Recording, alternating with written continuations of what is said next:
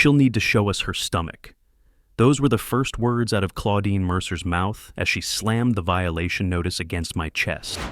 Pregnancy verification is required for continued use of community amenities. The paper trembled in her manicured hand, stamped with the seal of the Magnolia Bluffs Homeowners Association, and I swear for a second I thought it had to be a prank. My wife stood just behind me, frozen, her hand instinctively over the small curve beneath her sweatshirt. Claudine's voice stayed crisp, rehearsed. If she has nothing to hide, this will be over quickly.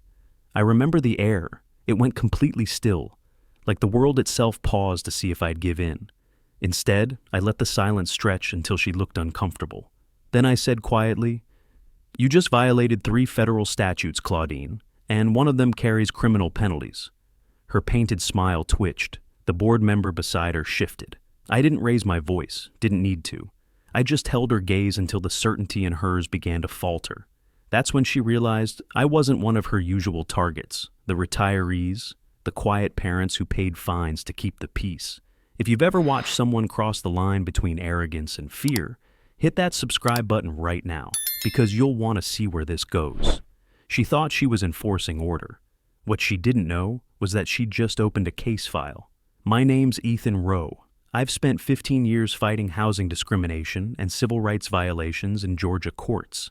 I've drafted the very statutes Claudine Mercer now pretends to interpret. I didn't move to Magnolia Bluffs to start another fight. I moved here to give my wife peace after 2 miscarriages, after years of sterile hospital rooms and quiet heartbreak. But peace, it turns out, doesn't exist under someone like her. The expectant mother's parking spot outside our unit was the smallest thing, barely a patch of paint near the clubhouse. But to Harper, it was a sign the world might finally make room for her again. She'd cried the first time she used it, smiling like it meant something simple and human: safety. Claudine turned that symbol into a weapon. It started with a letter claiming false exemption usage, then escalated to an in-person visit, then a demand for visual proof. She said she needed to protect community integrity. I watched my wife's confidence unravel with every word. Harper had lost so much already. I still remember the last ultrasound that ended in silence, the way she folded the hospital wristband into her coat pocket and said she never wanted to see another white hallway again. Now, this woman, a neighbor with a clipboard, was trying to make her body a public matter. It wasn't about rules, it was about control. Claudine had that kind of power lust I've only ever seen in failed bureaucrats, people who think authority means ownership. She didn't see us as people, she saw us as infractions waiting to be corrected. Behind her, 2 more residents lingered on the sidewalk, pretending to check their mail, but watching every second. Harper whispered my name once, barely audible. I stepped forward, took the notice, and read it aloud. Mandatory body verification for pregnancy exemption privileges. I wanted to laugh, but my throat felt raw. Claudine crossed her arms. "You can cooperate now, Mr. Rowe, or the board will have to escalate."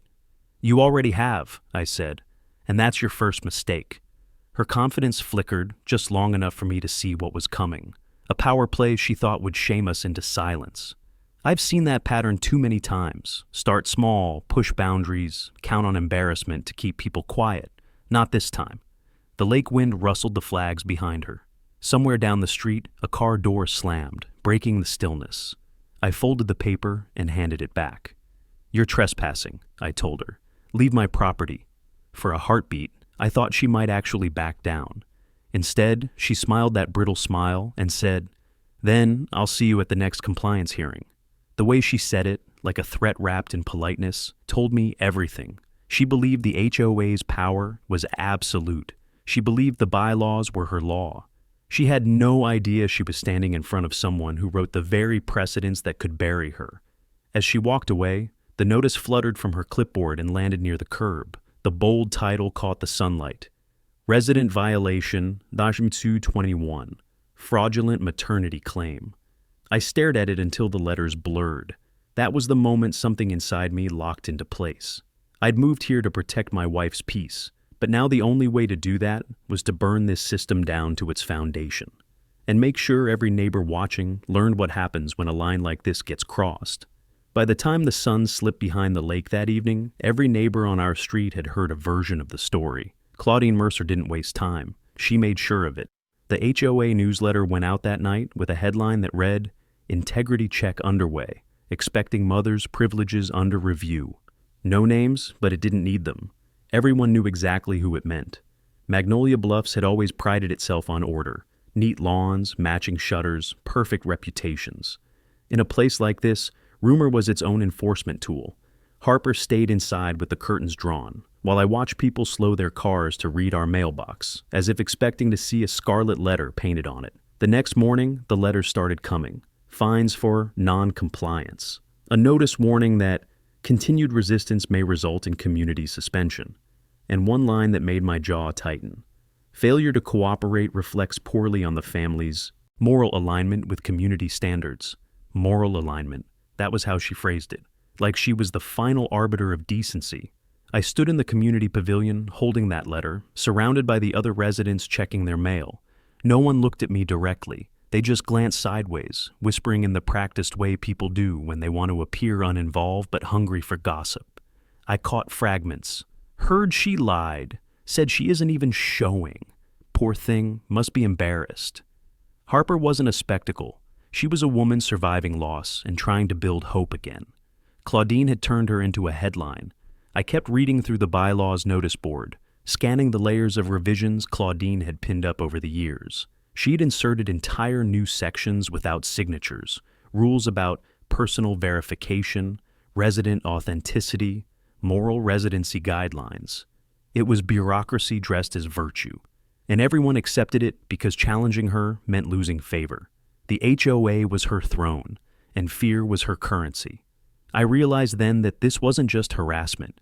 It was a system designed to keep people small, and she'd done it before. A retired teacher whispered as she passed. She made the Lamberts repaint their door 5 times, said their wreath wasn't seasonally appropriate. Another man muttered, she fined the Bakers for hosting their niece's birthday, said minors without parental proof couldn't use the clubhouse. The pattern was clear, find a vulnerability, twist it into control. I pocketed the letter and took a slow walk around the pavilion, letting the rage settle into something sharper. A fight like this couldn't be emotional. It had to be surgical. Every case I'd ever won started with the same process.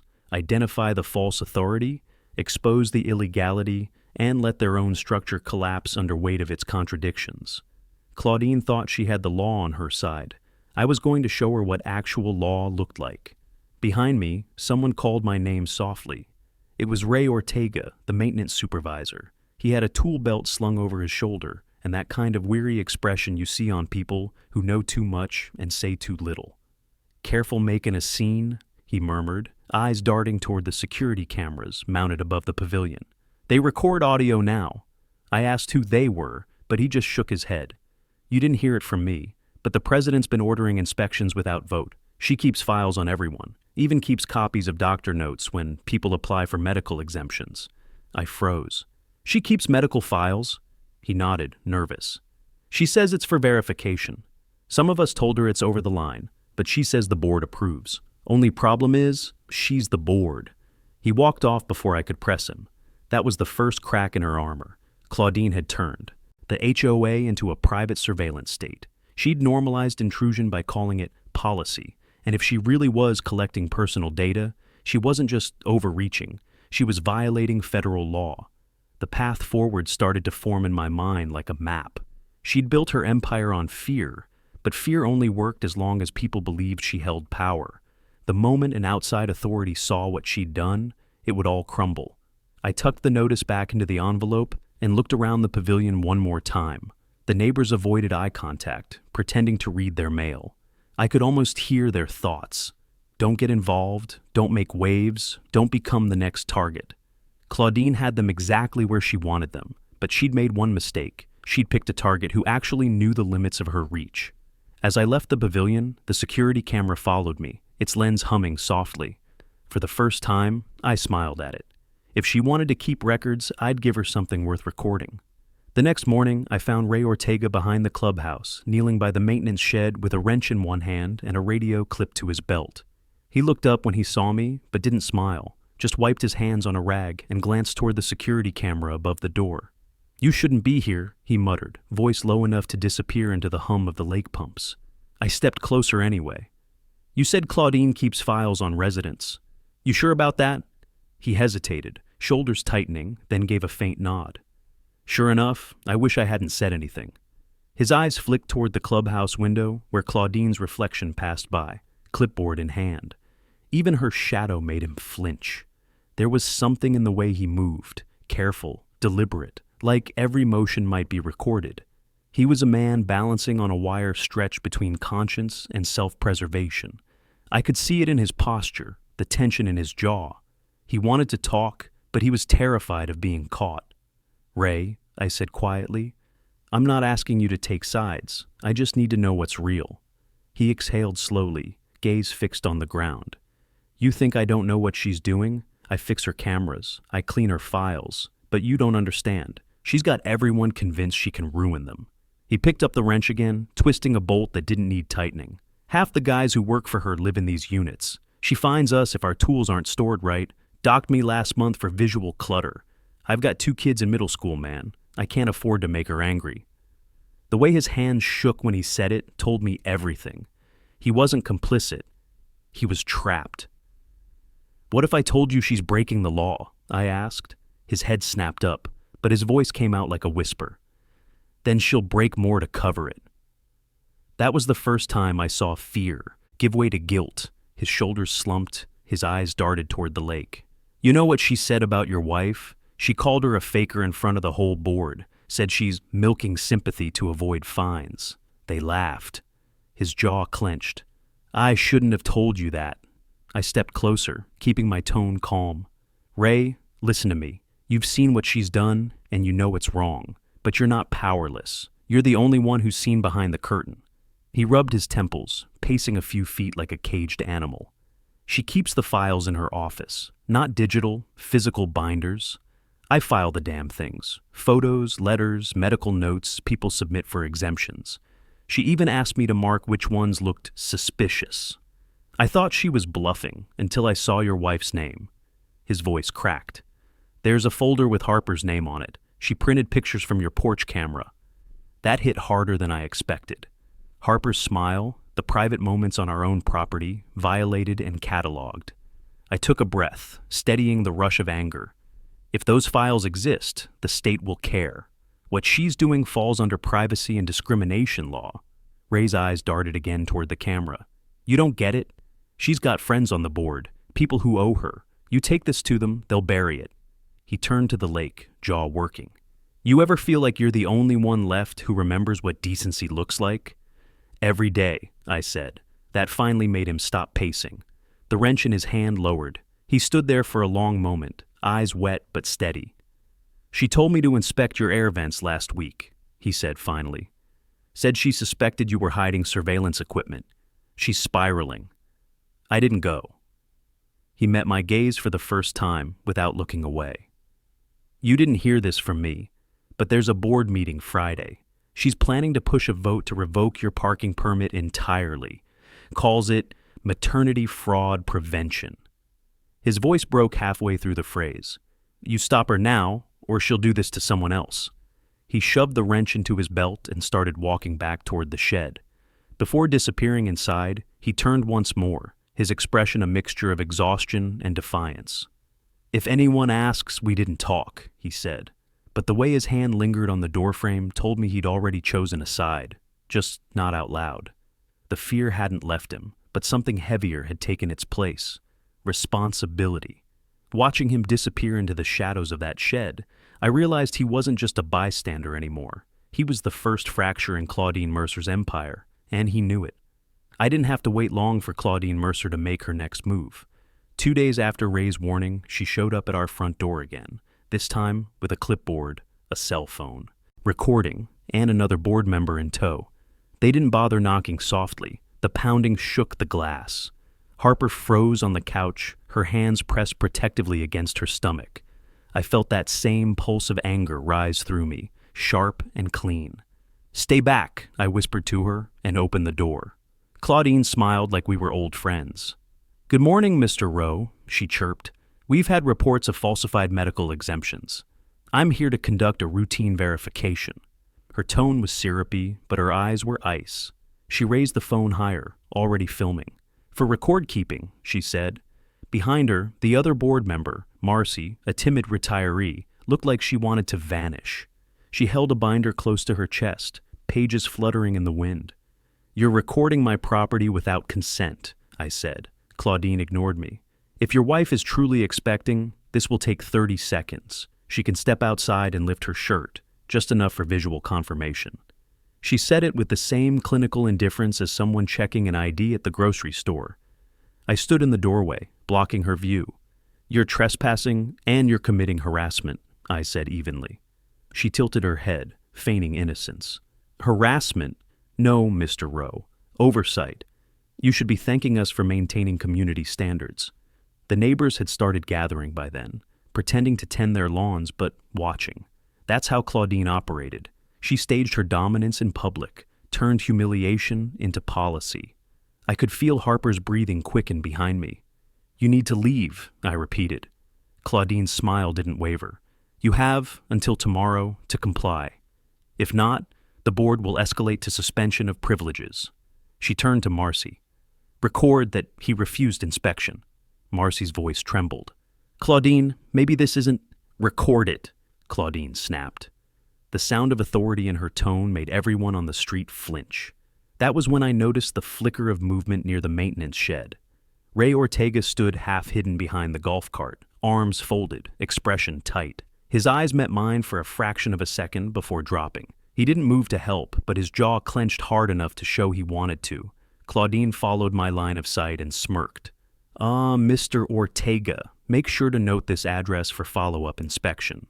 He gave a faint nod but didn't speak. His shoulders were rigid, hands buried in his pockets like he was holding something in. "Your obsession with control is going to cost you," I said. "You can't force medical disclosure under federal law." Claudine actually laughed, a short, humorless sound. "Federal law doesn't apply to private communities," she said. "We're self-governing." I'd heard that lie before. It's what small tyrants tell themselves before they learn what a subpoena looks like. I took a step forward, lowering my voice. "You just made that statement on video. Keep recording, please. It'll make the violation report cleaner." For the first time, her confidence faltered. She blinked, realizing too late she'd given me what I needed, proof of her intent. But the damage was already done. Harper burst into tears the moment the door closed. I held her while she shook, the sound of Claudine's heels fading down the walkway like a gavel strike. Every shred of peace we'd hoped for in Magnolia Bluffs was gone.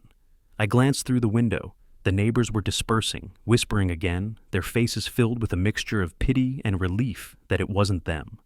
That night, I sat at the dining table surrounded by violation notices. Each one read like a threat dressed as paperwork. I could almost hear Claudine's voice in the formal phrasing, cold, smug, invulnerable.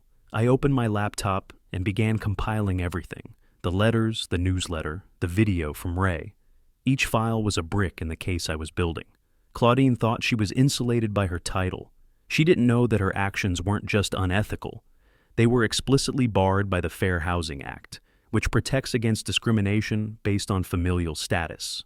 Pregnancy counted. Her visual confirmation demand was a textbook example of harassment. The next morning, I called the county clerk's office to confirm something I already suspected. The HOA's Family Conduct Charter wasn't filed with any municipal record. It existed only inside Claudine's binder, with no legal authority whatsoever. She'd created her own rules and enforced them like gospel. That discovery changed everything. For the first time, I could see the path clearly. Document, escalate, and bring the right agency down on her doorstep. She'd weaponized community power. I was going to turn her own system into evidence. When I stepped outside later that day, the notice she'd taped to our door still fluttered in the wind. Final warning. Verification pending. I tore it down, folded it once, and slipped it into my briefcase. Claudine believed she was building a record against me, but what she didn't realize was that I was already building one against her, and mine ended with her name on a federal complaint. I spent the next night buried in case law and state codes until my eyes burned. The more I read, the clearer it became. Magnolia Bluffs wasn't just operating outside its charter. It was a legal house of cards.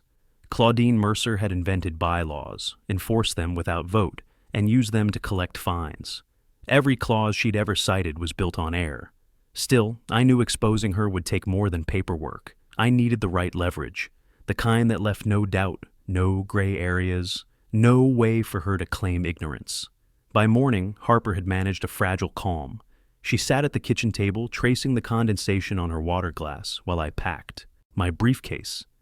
"You're going to fight her, aren't you?" she asked softly. "Not fight," I said. "Just remind her what law actually looks like." The truth was, I didn't have a complete plan yet. All I had were threads: Ray's warning, Claudine's unauthorized charter, and the video evidence of her overreach. But threads, when tied right, can strangle a system. I drove to the courthouse in town, a red brick building with fading paint and a clerk who had clearly seen too many HOA disputes for one lifetime. Her nameplate read G. Tanner. She adjusted her glasses when I explained what I was looking for. "Magnolia Bluffs' incorporation record," I said. "I need the original filing and any subsequent amendments." She frowned at her monitor. "That's odd," she murmured. "They haven't filed an amendment since 2011. Charter was due for renewal in 2021. She scrolled again. "Looks like it lapsed." I felt the corner of my mouth lift. "So the HOA doesn't legally exist?" She hesitated. "Well, technically it exists, but it has no governing authority. Any enforcement actions after lapse would be invalid." That single sentence reframed everything. Claudine had been ruling a ghost government. Every fine, every notice, every violation she'd issued since 2021 was fraudulent. I thanked Tanner, paid for certified copies, and walked out into the sharp afternoon light, feeling the first real surge of hope since this started. At a cafe down the street, I spread the documents across the table. The official seal on each page gleamed faintly under the sun.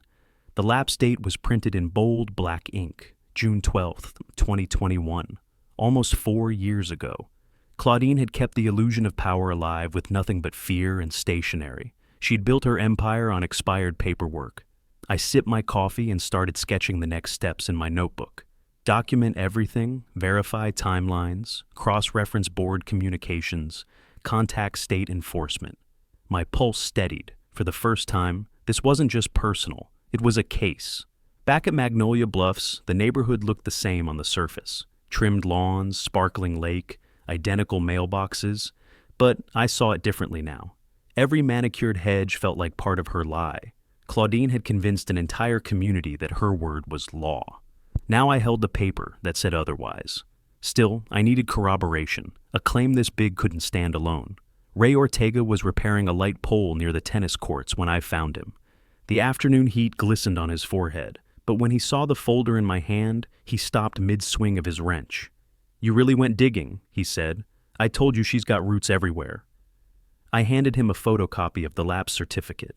"She's got nothing now," I said. He studied it, mouth slightly open. "You're kidding me. She's been collecting dues for years on a dead charter." His voice carried both awe and fear. "If that's true, she'll lose everything." "She will," I said, "and everyone she's intimidated gets their power back." He leaned against the pole, rubbing the back of his neck. "You realize she'll come for me if she finds out I talked to you?" I nodded. "Then we'll make sure she never gets the chance." I told him I planned to file a complaint with the Georgia Department of Housing and Civil Enforcement. The evidence would be airtight: the expired charter, her self-created bylaws, and the video of her demanding my wife's body be inspected. "They'll send auditors," I said. "Once that happens, every letter she's sent becomes evidence of fraud." Ray stared at the ground, jaw set. "If you pull this off, you won't just stop her. You'll bury her." I didn't answer. The truth was, I didn't care about burying her. I cared about Harper sleeping without fear, about neighbors walking outside without checking for cameras, about taking back a community hijacked by one woman's obsession with control. As I drove home, the courthouse documents lay on the passenger seat beside me, edges fluttering in the wind from the cracked window. Claudine thought she owned Magnolia Bluffs. By the time I was done, she'd learned she'd been squatting on borrowed authority, and that eviction was already on its way. By the next morning, the heat in Magnolia Bluffs had shifted from summer warmth to something tighter, heavier, like the air itself was waiting for a fight. I drove straight to Harper's clinic appointment, courthouse papers still stacked on the passenger seat. She smiled when she saw me, but it didn't reach her eyes. The stress had carved shadows into her face, and when the nurse called her name, I caught the tremor in her hand. She was stronger than anyone I knew, but no one could live under that kind of pressure forever. The doctor confirmed what I already feared. Her blood pressure was spiking. "Stress-induced," he said gently. I promised her I'd handle it. What I didn't tell her was that I already knew how.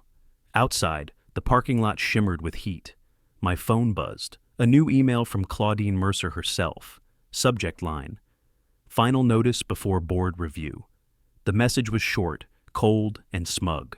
Failure to comply with verification procedures will result in indefinite suspension of community privileges, including parking and clubhouse access.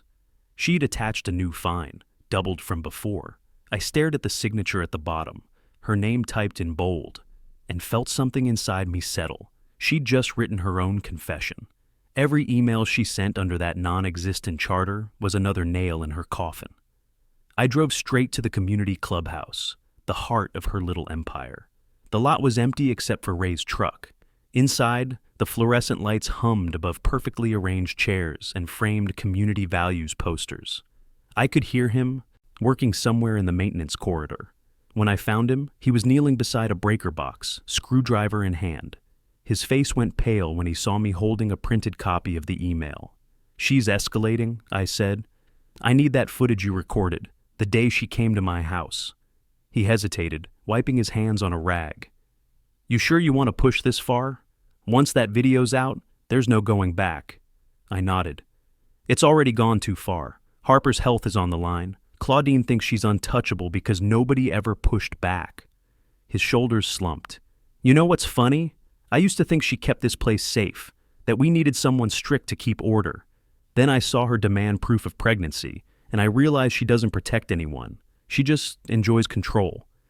He reached into his toolbox and pulled out a small flash drive. "Everything's on here, audio too." I took it carefully, feeling the weight of it even though it couldn't have weighed an ounce. "You did the right thing," I said. He shook his head. "No, just the late thing." For the first time, he looked me straight in the eye. "Make sure it counts." Then he turned back to his work, hands trembling slightly. I could tell he was fighting every instinct to stay invisible. Back in my car, I plugged the drive into my laptop.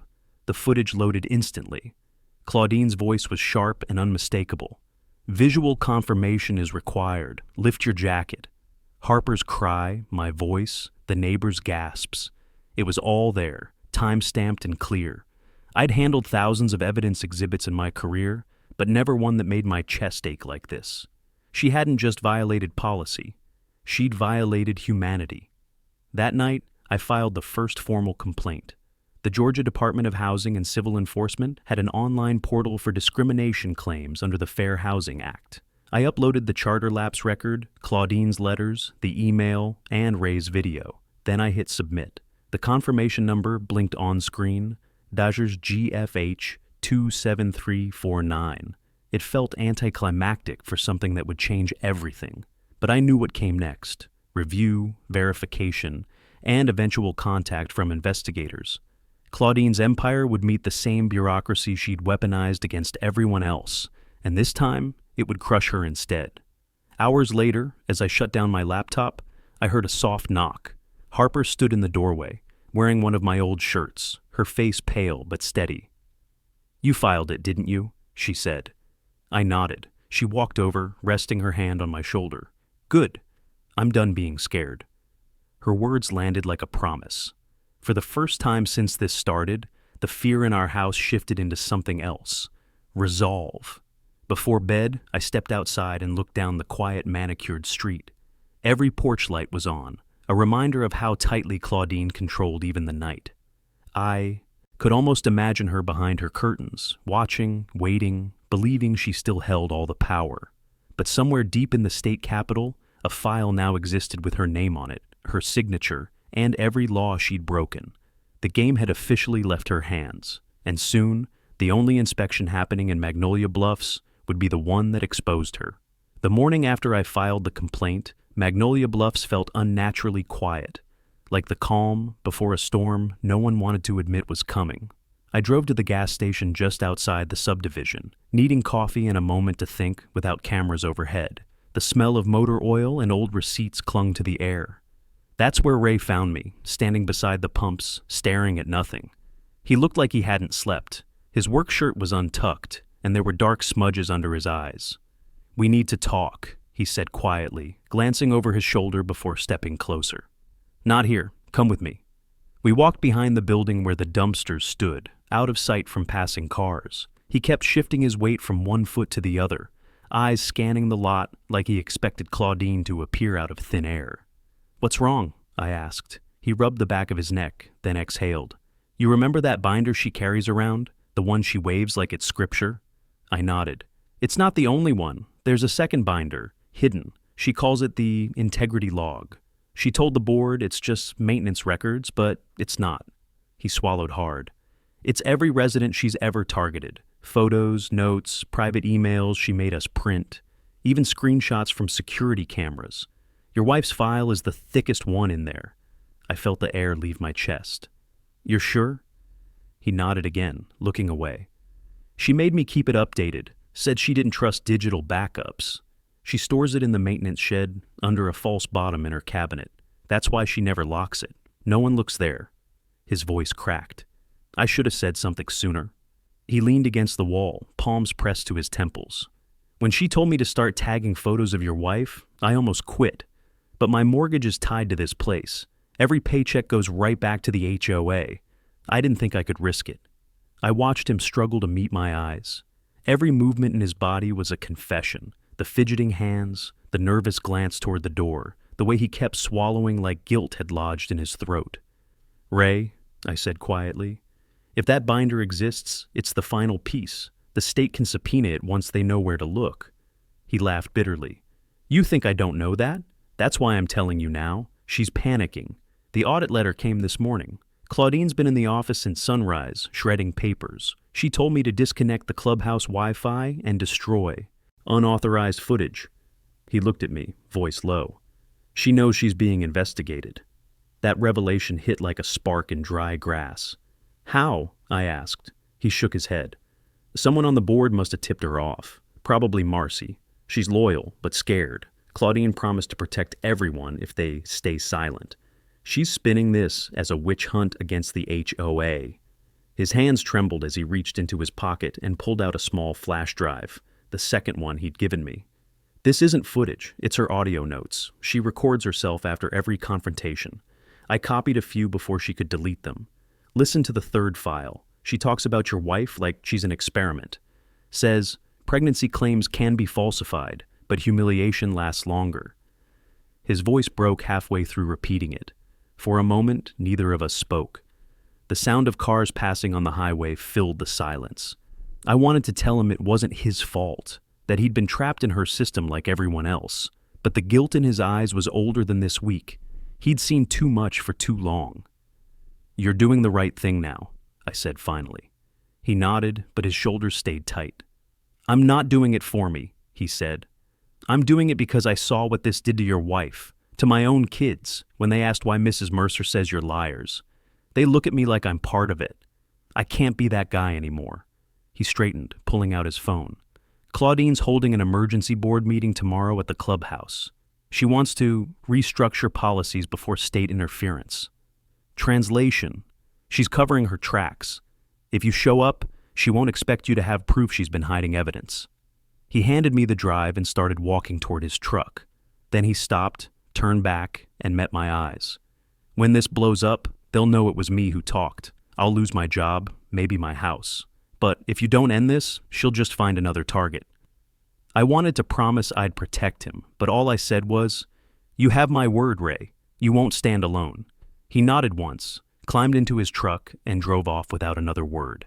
I stood there long after the sound of his engine faded, gripping the flash drive so tightly it cut into my palm. The final piece of the puzzle was in my hands now, the proof, the confession, the voice of the woman who thought she could play God with other people's lives.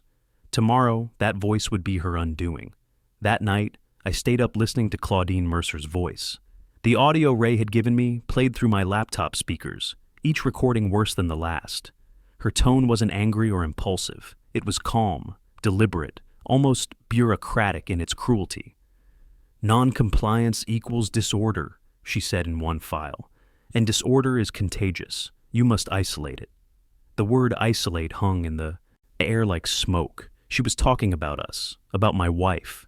By the third file, my stomach had turned to stone. "Residents who fake pregnancy exemptions deserve public correction," she said.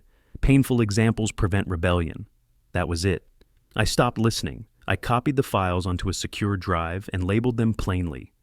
Evidence: Magnolia Bluffs, HOA harassment, Claudine Mercer. Then I called a friend from my old firm, a housing law consultant named Marcus. He answered on the second ring, his voice groggy. "Ro, it's been a decade. I wouldn't call if it wasn't serious," I said. I gave him the short version, the expired charter, the forced inspection demand, the harassment. He went quiet for a moment, then said, "You're sitting on federal violations. CHUD and the State Housing Division will move if the evidence is structured right." "How fast?" I asked. "Depends how clean your documentation is. If you can package this into an affidavit format, I can walk it through contacts at the enforcement office myself." I felt the first flicker of something close to relief. "Then let's do it." By dawn, I was sitting in the courthouse library again, papers spread across a long oak table. The fluorescent lights buzzed faintly overhead. Every page I printed, emails, letters, bylaws, timestamps, became another tile in the mosaic of Claudine's downfall. I'd written affidavits before, but never one that felt like vengeance and redemption in the same breath. The law had always been my weapon. Now it was my shield. Harper's name appeared at the top of every document. I wrote it carefully, like an oath. At mid-morning, I received a message from Ray. Meeting confirmed. 5 p.m. at Clubhouse. She's calling it a policy clarification session. The phrasing made me laugh under my breath. Claudine was trying to rewrite her crimes into procedure. She still believed she could talk her way out of this. I replied with a simple line. Good. Let her talk. I left the courthouse and drove straight to the print shop downtown. The clerk helped me bind everything into a single report, 300 pages thick, with a cover sheet addressed to the Georgia Department of Housing and Civil Enforcement. I made 3 identical copies, one for the agency, one for legal backup, and one for presentation at the board meeting. The woman behind the counter gave me a curious look as the printer hummed. "Looks important," she said. "It's the end of something," I replied. By the time I pulled into Magnolia Bluffs, the afternoon light was fading into a soft gold. The lake shimmered like glass. For a place built on control, it looked deceptively peaceful.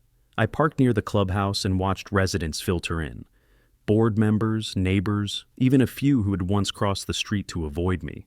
Claudine had summoned her audience. Perfect.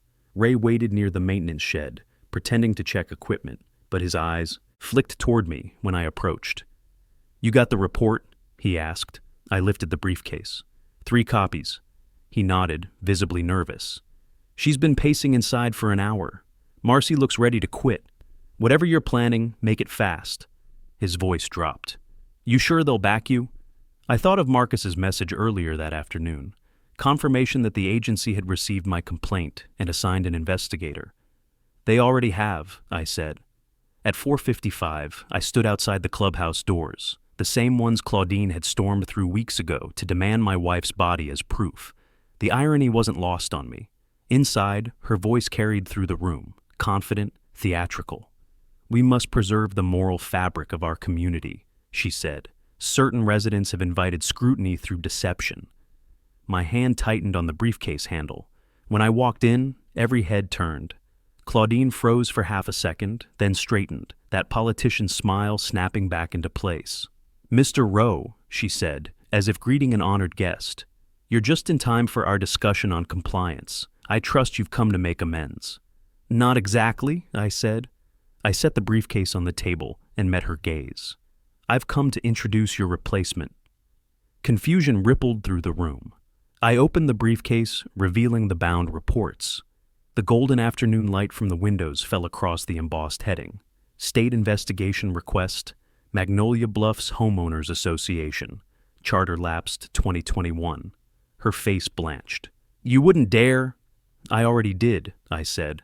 This copy goes to the Department of Housing tomorrow. But since we're all here, maybe we should listen to your voice explaining how you isolate disorder. I pulled out Ray's flash drive. The silence that followed was thick enough to feel. The foundation was set. Tomorrow would be exposure, not argument. Claudine didn't know it yet, but her era of authority was ending in her own clubhouse, and I was going to make sure every witness remembered how it fell.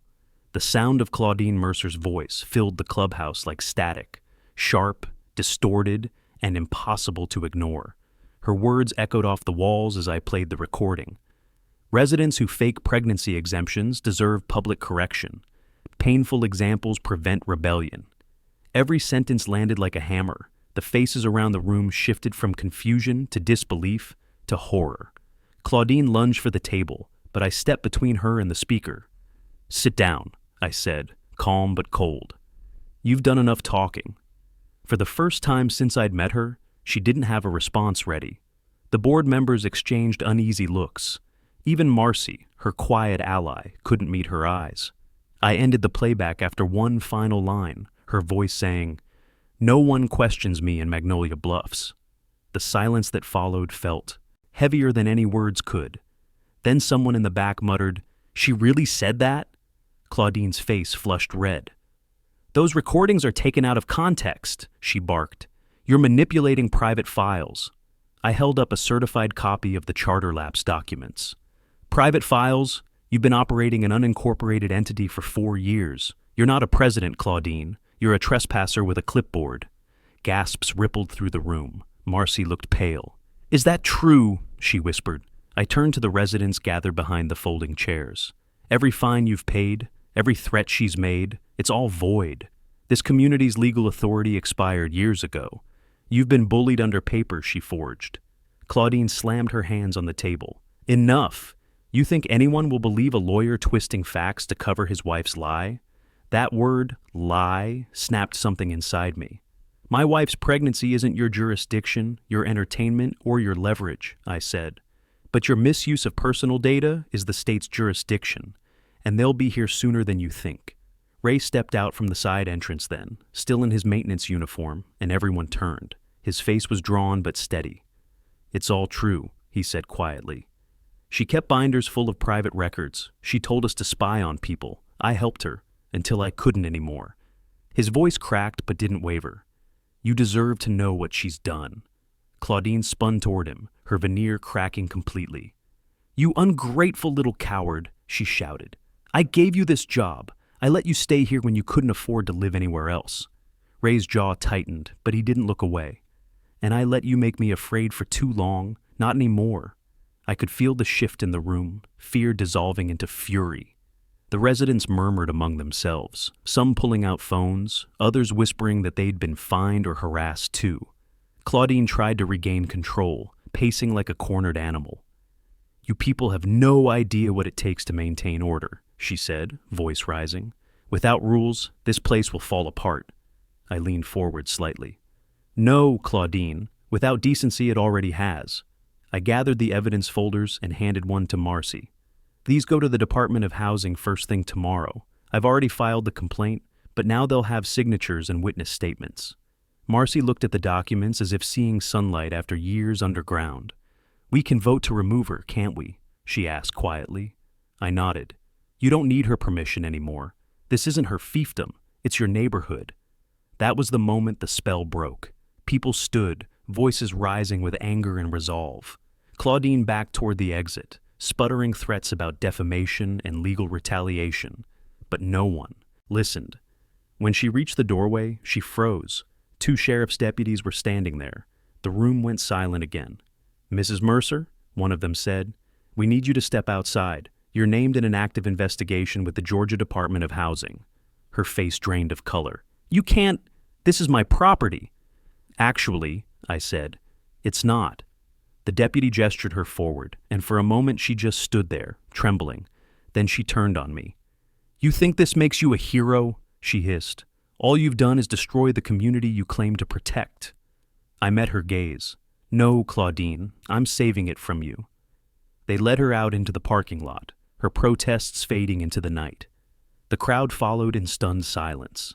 The sunset reflected off the lake, painting the scene in red and gold. For the first time, Magnolia Bluffs looked honest, messy, human, imperfect. Ray stood beside me, arms folded, expression unreadable. "Guess that's that," he said softly. "Not yet," I replied. "The state still has work to do. But at least now, people know the truth." He nodded, eyes glistening. "Thank you for not giving up." "Thank you for not staying silent," I said. Around us, neighbors began talking, not in whispers, but in real voices. Someone tore down the Community Conduct Charter sign from the clubhouse door. It hit the pavement with a hollow clang, and the sound echoed through the quiet streets like a bell signaling the end of her reign. Magnolia Bluffs wasn't free yet, but the chains had cracked, and tomorrow, when the investigators arrived, there'd be nothing left for her to hide behind. No binder, no bluff, no authority at all. The next morning, Magnolia Bluffs no longer felt like a neighborhood. It felt like a courtroom, waiting for the verdict. Deputies had escorted Claudine Mercer off the property the night before, but her shadow lingered. Word spread fast that the state investigators were arriving to interview residents, and for once, nobody hid behind drawn curtains. Cars lined the street outside the community center where the meeting would take place, and people gathered in clumps, whispering, nervous but curious. After years of silence, the community was finally about to witness accountability. I walked in, carrying the same briefcase that had started this war, only now it felt lighter. The clubhouse had been converted into a temporary field office. Folding tables, state logos, laptops. The Department of Housing and Civil Enforcement didn't waste time. A tall investigator introduced herself as Agent Valdez, credentials hanging from a lanyard. "Mr. Rowe," she said, offering a hand, "we've reviewed your submission. It's comprehensive." Her tone was professional, but faintly admiring. "We'll begin interviews today. You'll be present for the initial review since your complaint anchors the investigation." Ray was already there, sitting near the back, fidgeting with his cap. He looked exhausted, but when our eyes met, he gave a small nod, steady, loyal.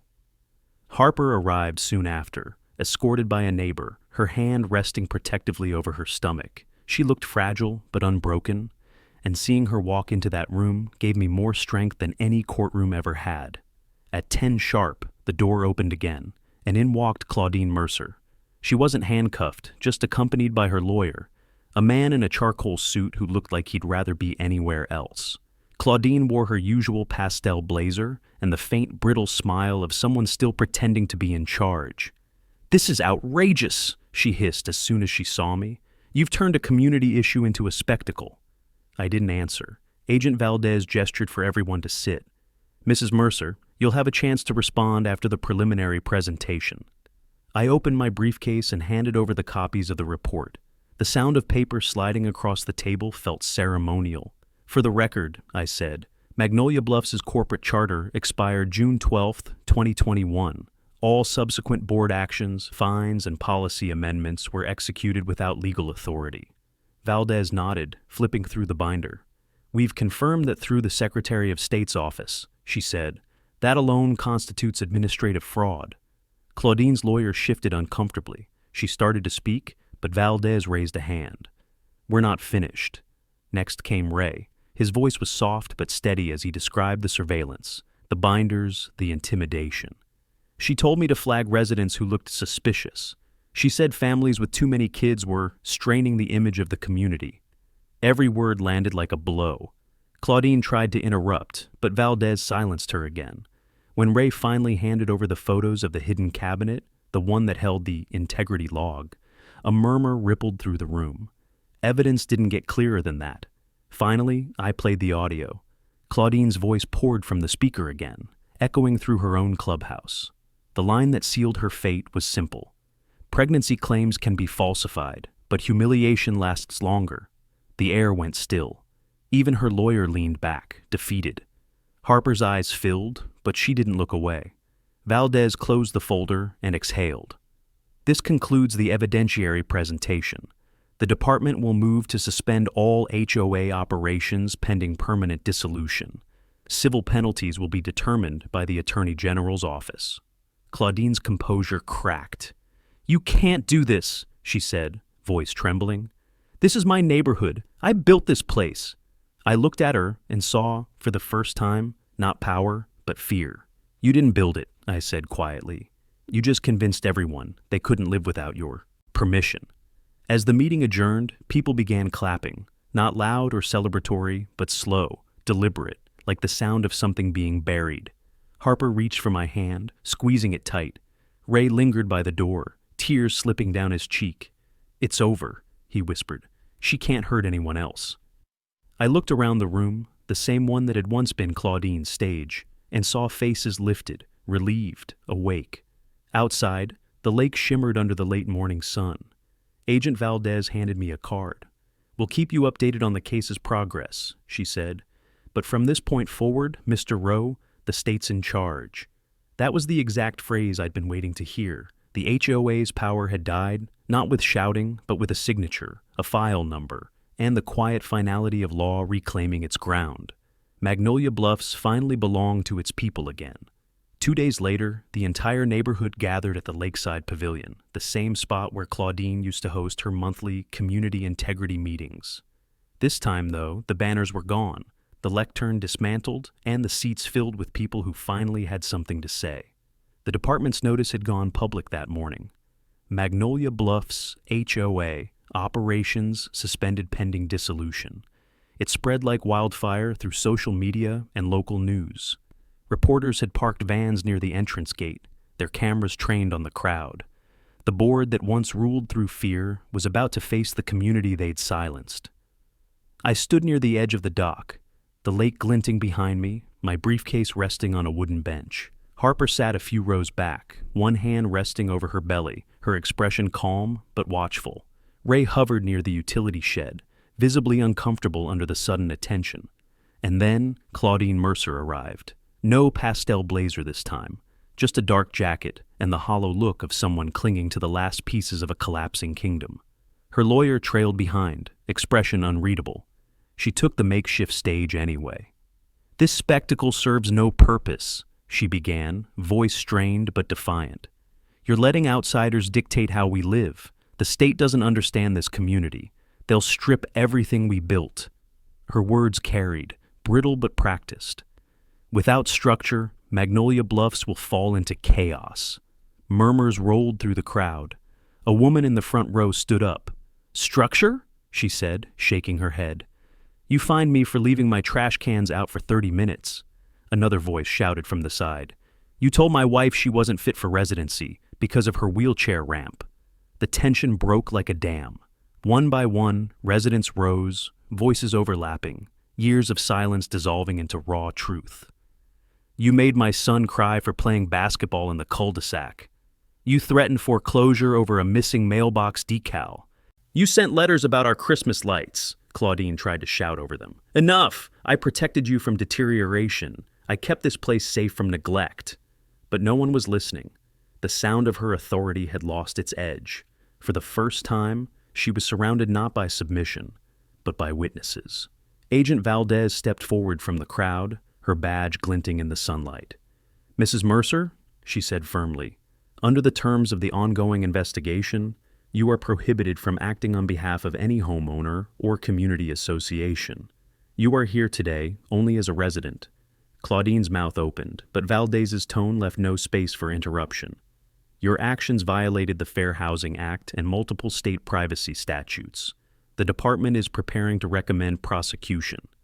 Gasps rippled through the crowd. Claudine turned pale. "You can't take my name off this place," she said, voice cracking. "I built its reputation. I made it desirable." I stepped up beside Valdez then, meeting Claudine's eyes across the distance. "No, Claudine," I said, loud enough for everyone to hear. "The people here made it desirable, by living their lives, raising families, helping neighbors. You just convinced them they needed your permission to do it."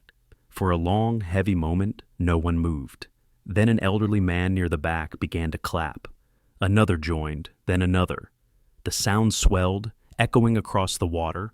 Claudine looked around, her power evaporating in the sound of the very people she'd controlled. She turned to leave, but a reporter blocked her path, microphone raised. Mrs. Mercer, do you regret enforcing those policies? She asked. Claudine froze, the camera lights glaring in her face.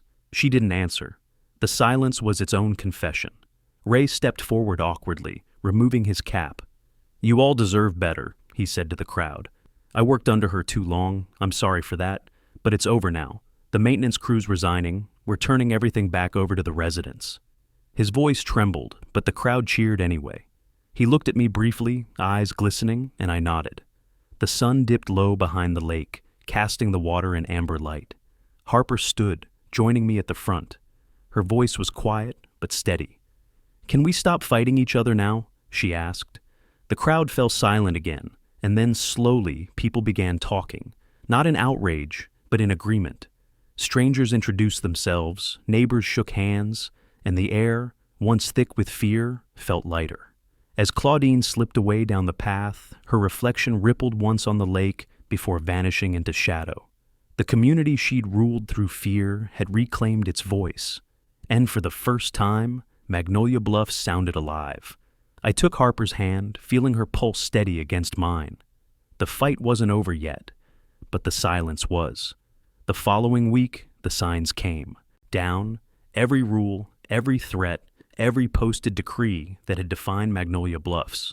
The Integrity Guidelines board by the lake was stripped bare, its glass case standing empty like a relic of an old regime. For the first time since moving here, I walked through the neighborhood without feeling watched. The houses looked the same, but the silence had changed. It wasn't the kind of quiet that hid fear anymore. It was the sound of recovery, of people remembering what normal felt like. A small group of residents gathered that Saturday morning near the old clubhouse, now officially under state management. The department's investigators had finished their review, and the results were public. Claudine Mercer was charged with harassment, a falsification of records, and unlawful use of personal information.